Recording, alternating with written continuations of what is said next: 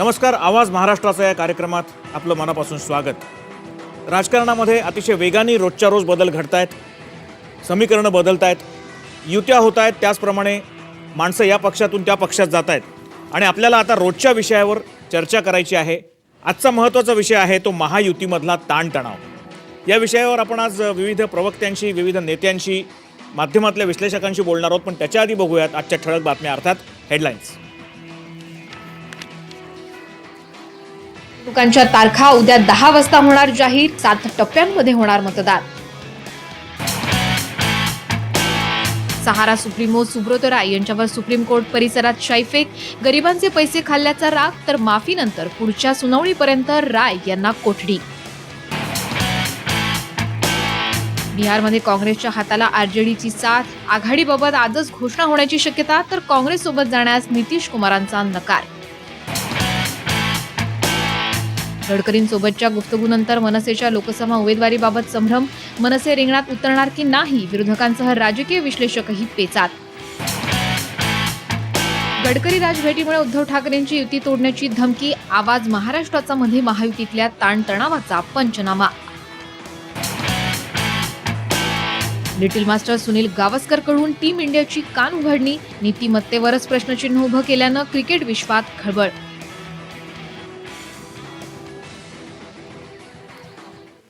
भाजपाचे नेते नितीन गडकरींनी मनसेचे अध्यक्ष राज ठाकरेंची भेट घेतल्यामुळे शिवसेनेचे उद्धव ठाकरे यांचा तिळपापट झाला. नाराज उद्धव ठाकरेंची समजूत काढण्यासाठी भाजपाचे राज्याचे अध्यक्ष देवेंद्र फडणवीस रात्री उशिरा मातोश्रीवर पोहोचल्याची चर्चा आहे.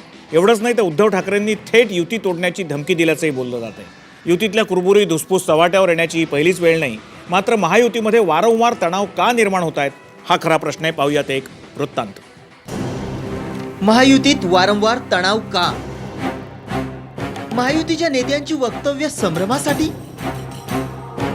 युतीत बेबनाव की तरणार महायुतीची नाव? काँग्रेसला तगडा पर्याय म्हणून हिंदुत्वाच्या समान मुद्द्यावर सेना भाजप युती झाली खरी, मात्र काळाच्या ओघात या दोन्ही पक्षांमधली धुसफूस वारंवार चव्हाट्यावर आली आहे. काही वेळा तर दोन्ही पक्षांमधला बेबनाव इतका टोकाला गेला की युती फुटीच्या उंबरठ्यावरही जाऊन पोहोचली होती. भाजप खरा राष्ट्रीय पक्ष, मात्र शिवसेना हा प्रादेशिक पक्ष असूनही सुरुवातीपासूनच नेहमी मोठ्या भावाच्या भूमिकेतच वावरलाय. याला कारणीभूत ठरला तो शिवसेना सुप्रीमो बाळासाहेब ठाकरेंचा दरारा आणि करिश्मा. लोकसभेसाठी भाजपची पहिली यादी जाहीर झाल्यानंतर गडकरींनी घेतलेली राज ठाकरेंची भेट महायुतीच्या सेना नेत्यांच्या जिव्हारी लागली आहे. आधी भेटीबाबत नाराजी व्यक्त करणारे उद्धव ठाकरे यांनी नंतर भाजपात कम्युनिकेशन गॅप असून ही भेट गडकरींची अंतर्गत बाब असल्याचं म्हटलंय. मात्र याआधीही अनेकदा युतीच्या नेत्यांनी केलेल्या वक्तव्यांमुळे युतीतली धुसफूस चव्हाट्यावर आली आहे. राणे समर्थक विजय वडेट्टीवार यांनी शिवसेनेशी काडीमोड घेत काँग्रेसमध्ये प्रवेश केला. परिणामी चिमूरमध्ये पोटनिवडणूक घेणं क्रमप्राप्त ठरलं. इथंच वादाची पहिली ठिणगी पडली. सेनेच्या या जागेवर भाजपनं दावा ठोकला.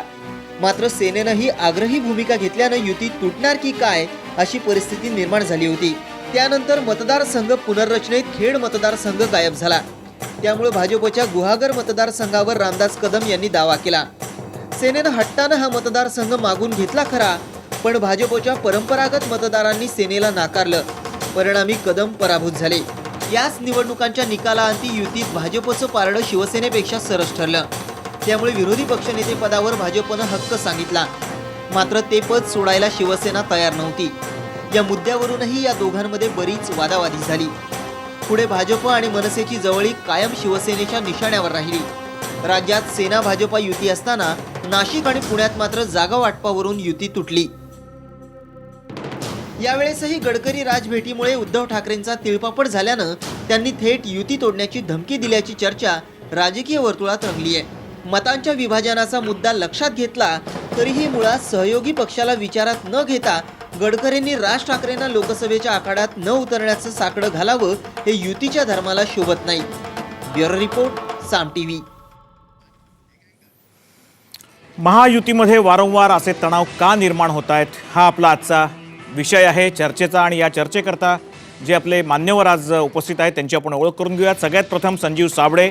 सकाळ न्यूज ब्युरोचे संपादक या चर्चेमध्ये आपल्याबरोबर आहेत, त्यांचं स्वागत. त्याचबरोबर सकाळच्या विशेष प्रतिनिधी ज्या गेले अनेक वर्ष राजकारण कव्हर करतायत त्या मृणालिनी नानिवडेकर आपल्याबरोबर आहेत, त्यांचंही या कार्यक्रमात स्वागत. त्याचबरोबर आपल्याबरोबर आहेत डॉक्टर नीलम गोऱ्हे, शिवसेनेच्या प्रवक्त्या.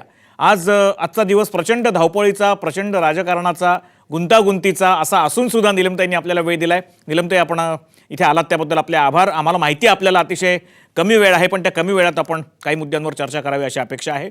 त्याचबरोबर अंकुश काकडे, राष्ट्रवादी काँग्रेसचे नेते, पुण्याहून आपल्याबरोबर चर्चेमध्ये असणार आहेत, आलेले आहेत. त्यांचेही आभार. आणि मनसेचे नेते उत्तमराव ढिकले हे आपल्याबरोबर नाशिकहून या चर्चेमध्ये आहेत, त्यांचंही स्वागत. विक्रोळीच्या संदेश कॉलेजचे विद्यार्थी आपले प्रतिनिधी संदीप काळे त्यांच्याबरोबर आहेत, ते याविषयी बोलणार आहेत. मनसेची भूमिका कदाचित ते मांडतील. या सगळ्या प्रवक्त्यांसमोर, नेत्यांसमोर आणि माध्यमकर्मींसमोर आपला आजचा विषय आहे महायुतीतला ताणतणाव. महायुतीमध्ये वारंवार ताणतणाव का निर्माण होतोय? महायुतीच्या नेत्यांची विधानं, महायुतीच्या नेत्यांचं जे राजकीय वर्तन किंवा राजकीय बदलती समीकरणं, याच्यामध्ये खरोखरच उद्धव ठाकरे म्हणतात तशी कम्युनिकेशन गॅप आहे का? आपण थेट जाऊयात सगळ्यात पहिल्यांदा संजीव साबळे यांच्याकडे. साबळे साहेब, आधी आत्तापर्यंत मागच्या 2 दिवसामध्ये ज्या घटना वेगाने घडल्या, नितीन गडकरी आणि राज ठाकरे यांची भेट झाल्यानंतर त्याच्यानंतर हा तणाव टोकाला गेल्याचं चित्र निर्माण झाल्याचं ते दिसतं. काय वाटतं आपल्याला? हा तणाव निर्माण होणं किंवा वाढणं हे अतिशय स्वाभाविक आहे.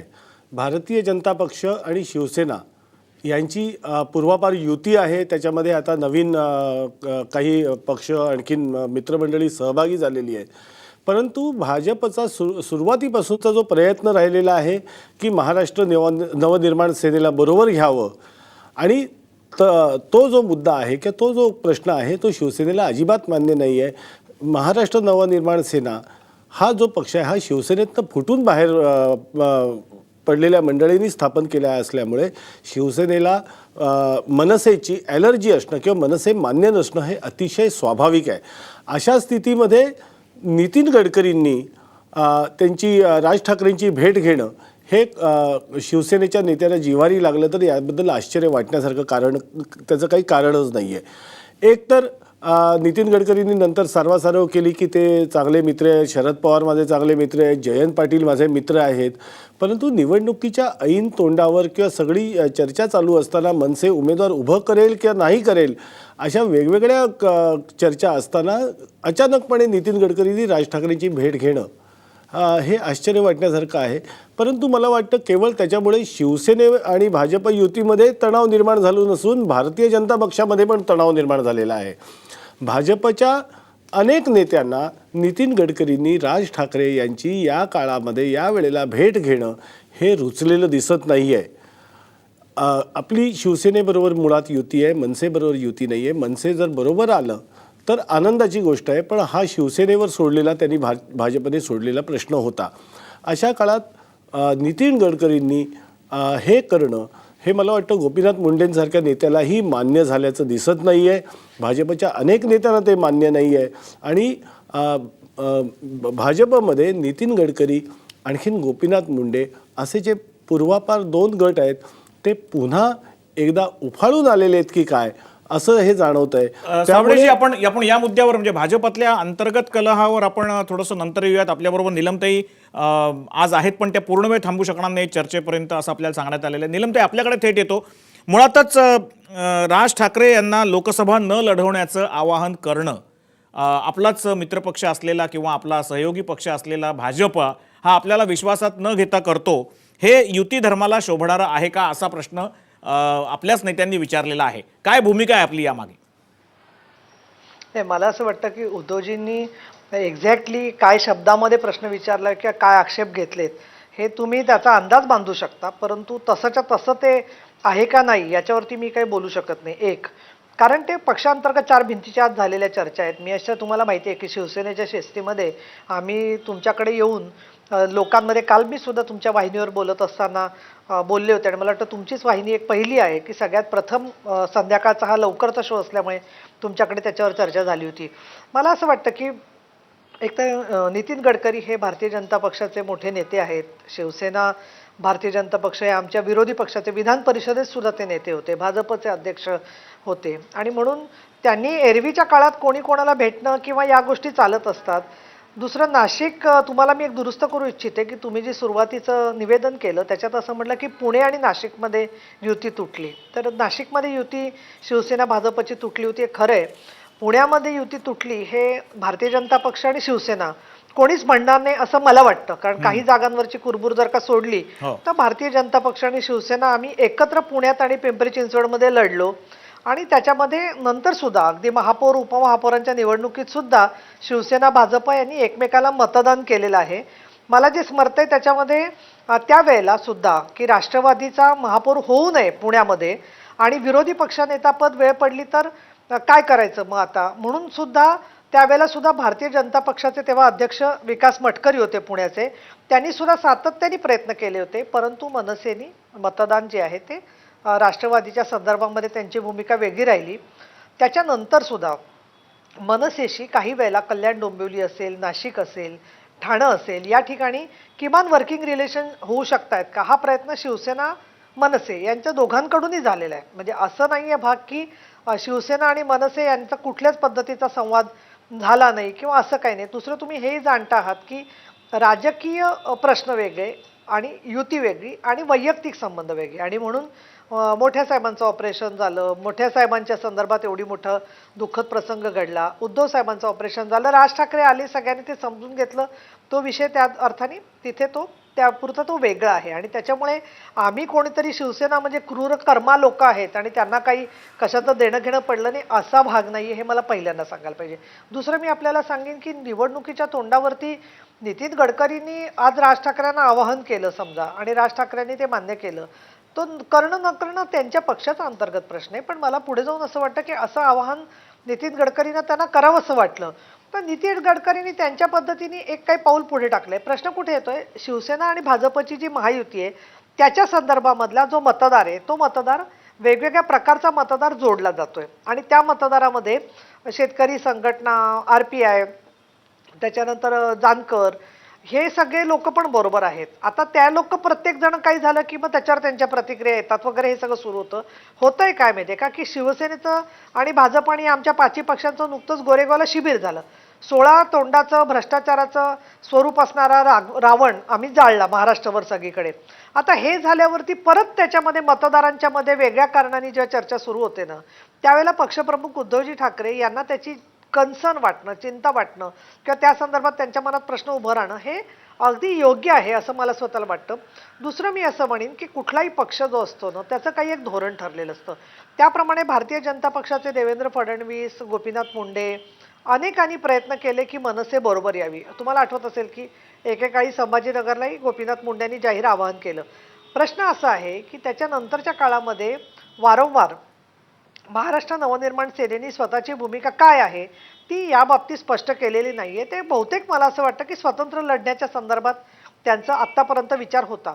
आता काल पण मी बोलले होते आपल्याकडे की ह्या सगळ्याचं उत्तर गडकरींनी काय करावं किंवा काय करू नये या संदर्भात जी महायुतीचे घटक म्हणून भूमिका आहे याबद्दल उद्धवजींनी सुस्पष्ट केलेलं आहे. आपण तिळपापड वगैरे शब्द वापरलात. प्रश्न असा आहे की निवडणुकीच्या तोंडावर मतदार संभ्रमित होतील अशा गोष्टी व्हायला लागल्या तर मग कशा पद्धतीने होणार. उद्या मनसेने उमेदवार उभे केले नाहीत तरी वेगळा विषय, उभे केले तर मग कार्यकर्ते जे आहेत ते कार्यकर्त्यांनी एक जीवानी काम करत असताना त्यांच्यासमोर प्रश्न तयार होतात आणि म्हणून याबद्दलचं जे धोरण राष्ट्रीय स्तरावरती ठरलेलं आहे राष्ट्रीय लोकशाही आघाडीचं त्यामध्ये राजनाथ सिंग आहेत, सुषमाजी स्वराज आहेत, स्वतः नरेंद्र मोदी आहेत. आता या सगळ्यांचं मिळून जे धोरण आहे त्या आधाराने उद्धव साहेबांनी त्यावेळेलाही दिल्लीमध्ये बैठकीला साहेब गेले होते त्याच्यात सहभागी झाले होते. मी एक वाक्य बोलून थांबते इथे. तर मला असं वाटतं की याच्यावर जाहीर चर्चा होऊ शकत नाही की त्याच्यात कोण असावं किंवा कोण नाही.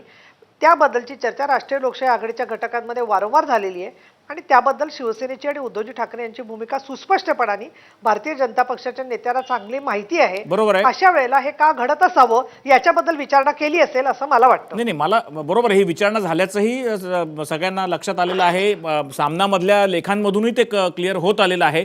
पण आपल्या पक्षाच्या नेत्यांनी आणि प्रवक्त्यांनी सुद्धा जे काही सांगितलेलं आहे, उदाहरणार्थ संजय राऊतांनी सांगितलेलं आहे की कुठल्याही परिस्थितीमध्ये महायुतीमध्ये मनसे येऊ शकणार नाही, महायुतीमध्ये मनसेला प्रवेश नाही, इतक्या स्पष्ट शब्दामध्ये त्यांनी ही भूमिका क्लिअर केलेली आहे.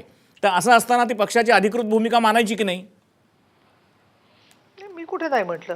मी तर असंच सांगितलं ना की जे काय झाली ती चर्चा समोर आहे दिवसभरामध्ये. हां. आता त्याच्या संदर्भामध्ये पूर्वी पण स्पष्ट केलेलं आहे पक्षाच्या काय भूमिका आहेत ते. फक्त वाहिनीवरून त्याचं विश्लेषण आणि विशद करणं आणि काय आहे काय नाही हे तुम्ही प्रश्न विचारू शकता, पण मी उत्तर त्याची बरोबर देणार आहे नाही. बरोबर एवढंच मी तुम्हाला आहे सांगतो. बरोबर आहे बरोबर आहे